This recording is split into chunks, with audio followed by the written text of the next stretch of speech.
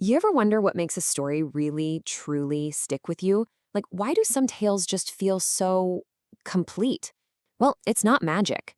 Turns out every great story has a hidden blueprint, a kind of secret structure that makes it all work. And today, we're going to find it. So, to figure out this blueprint, let's just start with a story, a classic one that probably sounds familiar. So, yeah, settle in and let's kick it off with those famous words. Okay, so here's our setup. We've got a mighty lion, the king of the beasts, just trying to catch a nap.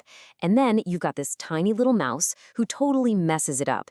And right away, bam, the stakes are set. This is literally life and death. And here it is, the desperate plea. The mouse makes this absolutely wild promise. I mean, think about it, a tiny mouse offering to help a giant lion. It's kind of crazy, almost unbelievable. Now this is a really crucial detail. The lion doesn't let the mouse go because he feels sorry for him. Nope. He lets him go because he finds it hilarious. The whole idea is so absurdly funny that he's like, all right, you can go. It's amusement, not mercy, that saves the day. At least for now. But then, whoa, the tables turn completely.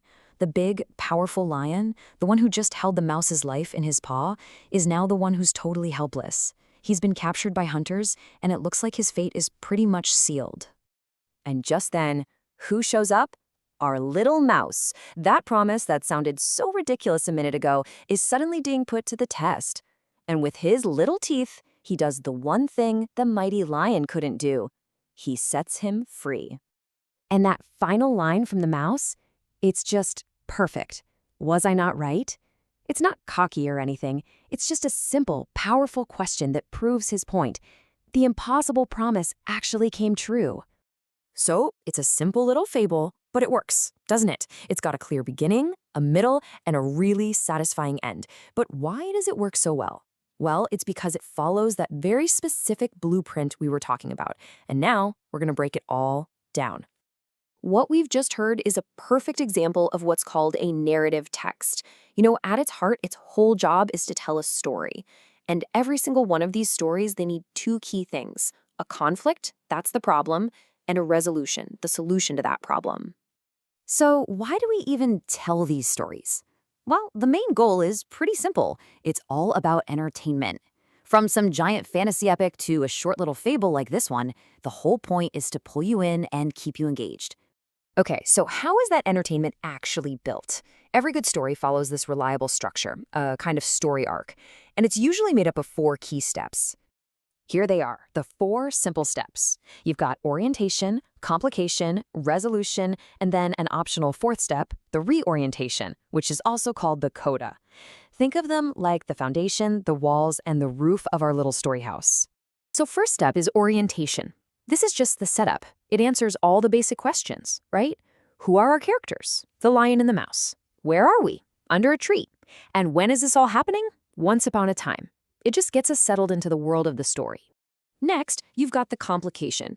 This is the engine of the story. It's the problem. And our little fable here actually has two problems. First, the mouse gets caught by the lion. And then, the much bigger problem shows up when the lion gets captured by hunters. This is where all the tension and excitement comes from.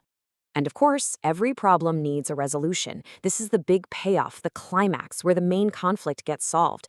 In our story, it's that awesome moment when the mouse gnaws through the ropes. We get a happy ending. The lion is free, and the mouse's promise is kept. So, we have the blueprint for the structure. But what about the words themselves? See, the language of storytelling has its own special toolkit for making a story feel real and just, pulling us into that world. Think of it like a recipe. To cook up a good narrative, you need these ingredients.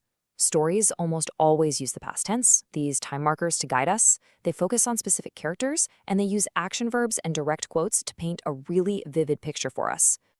And this shows it perfectly, right? You can see right there how the story uses past tense verbs like was and placed. And check out those great action verbs, running, nod. They make things happen. The time words are also super important, guiding us through the story from once upon a time all the way to sometime later.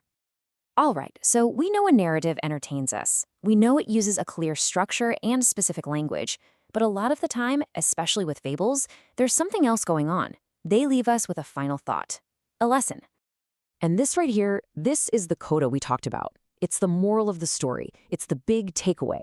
The lion learned that power isn't just about being big and strong. Sometimes, even the smallest creature can turn out to be the greatest friend. And that's the message that really sticks with you long after the story's over. So that brings us to a final question for you. Think about your favorite movie, your favorite book, or even just a great story a friend told you. Can you see the blueprint? That simple structure, orientation, complication, resolution.